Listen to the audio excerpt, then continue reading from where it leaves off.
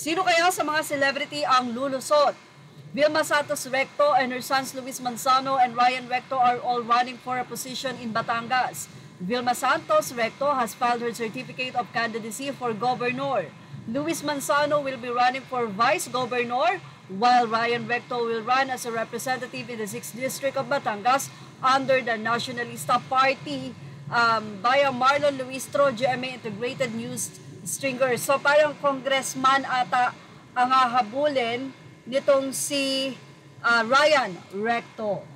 So full support nga ang asawa ni Luis na si Jessie Mendiola. Samantala, narito pa si Philip Salvador, naghahain ng COC ang re-electionist senators na sina Senator Bato de la Rosa at Senator Bongo. Nag-file din ng COC sa pagkasenador ang aktor na si Philip Salvador. Sinumahan sila ni Senator Robin Padilla bilang suporta. So narito pa ang mga celebrities na naghain ng kanilang kandidatura. Richard Gomez, incumbent Congressman Richard Gomez, DPA filed his certificate of candidacy today, October 2, 2024 at the Comelec Provincial Office in Tacloban City as he seeks re-election for a second term as the 4th District of Leyte representative. Also present to show their support were his wife, City Mayor Lucy Torres Gomez, and the Ormoc Development Team, ODT. Nandun din ang kanyang anak na si Juliana. Look, former Senators Tito Soto, Ping Lacson, and re-electionist Senator Lito Lapid file their certificate of candidacy as the Manila Hotel Tent City this Wednesday, October 2, 2024. Senators ang kanilang hahabulin. At narito nga ang marami nagulat sa paghain ng certificate of candidacy ang TV personality na si Ayon Perez bilang konsehal ng Concepcion Tarlac. Bago nito, nanumpa si Perez bilang bagong miyembro ng Nationalist People's Coalition or NPC. Isa pang celebrity, look, actor Enzo Pineda filed his certificate of candidacy for councilor in Quezon City 5th District. Pineda's mom and his girlfriend Michelle Vito joined him this afternoon.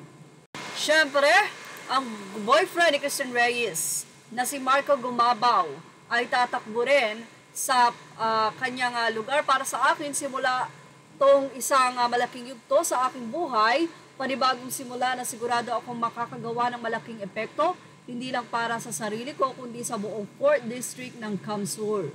Buo ang loob ko na lumaban para sa pagbabagong matagal nang inaasam, pagbabagong matagal na dapat pinaramdam sa partido. Siyempre, re-electionist Arjo Atayde sa Quezon City ay tatakbo ulit muli bilang congressman.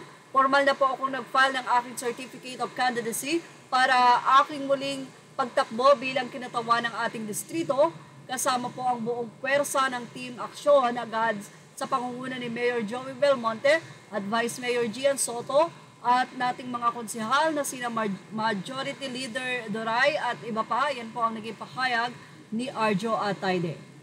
At nag-viral nga sa social media ang pagtakbo ng nasabi nga pong personalidad, internet personality na si Diwata. Nag-file ng COC si Deo Bolbuena na kinilala sa tawag na Diwata bilang nominee ng vendors party list. Sabi niya nais daw nila isulong ang kapakanan ng mga vendors.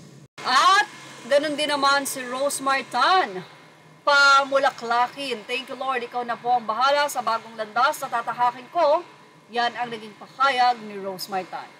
Sino kaya ang lulusot sa mga ito? Yan ang ating Showbiz Now update. Images or all credit to the rightful owners. Thank you for watching Showbiz Now.